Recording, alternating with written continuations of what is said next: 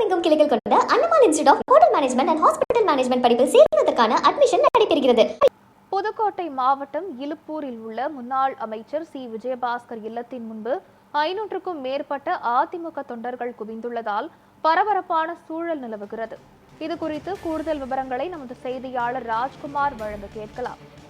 ராஜ்குமார், அதிமுக முன்னாள் அமைச்சர் சி. விஜயபாஸ்கருடைய இல்லத்தின் முன்பு அதிமுக தொண்டர்கள் குவிந்திருக்கின்றனர். இதற்கான காரணம் என்ன? தகவல்களை பதிவு பண்ணலாம்.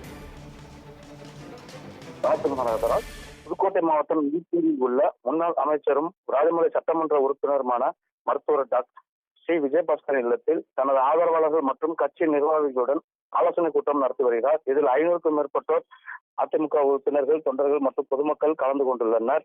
மேலும் அதிமுகவிலேயே தொடர்வதா அல்லது வேறு நடவடிக்கை எடுப்பதா என்பது குறித்தும் முன்னாள் அமைச்சர் டாக்டர் சி. விஜயபாஸ்கர் தனது ஆதரவாளர்கள் மற்றும் தொகுதி மக்களிடம் கருத்து கேட்பு செய்து ஆலோசனையில் ஈடுபட்டு வருகிறார்.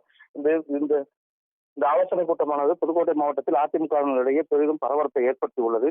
அதிமுகவில் தனியணியாக இருந்த SP Velumani, C. V. Shanmugam தரப்பிற்கும் அதிமுக பொதுச் செயலாளர் எடப்பாடி பழனிசாமி தரப்பிற்கும் பேச்சுவார்த்தை நடைபெற்று உடன்பாடு ஏற்பட்டதை தொடர்ந்து நேற்றைய தினம் சட்டமன்ற சபாநாயகரிடம் ஏற்கனவே கொடுக்கப்பட்ட மனுக்களை வாபஸ் பெறப்பட்டன.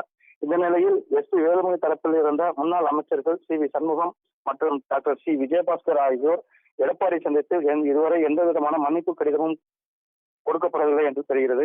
இதனிடையில் புதுக்கோட்டை மாவட்டம் இலுப்பூரில் தனது அடுத்த கட்ட நடவடிக்கை குறித்து தனது ஆதரவாளர்கள் மற்றும் ராஜமலை பொதுமக்களிடம் என்ன செய்வது என்பது குறித்தும் ஆலோசனை செய்து வருகிறார். இந்த ஆலோசனை கூட்டத்தில் புதுக்கோட்டை மாவட்டத்தில் உள்ள ஆதரவாளர்கள் மட்டுமல்லாமல் வெளி மாவட்டத்திலிருந்தும் முன்னாள் அமைச்சரின் ஆதரவாளர்கள் இந்த கூட்டத்தில் பங்கேற்றுள்ளனர்.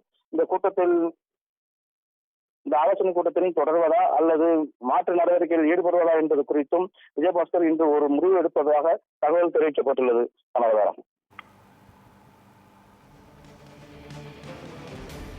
தகவல்களுக்கு நன்றி ராஜ்குமார்.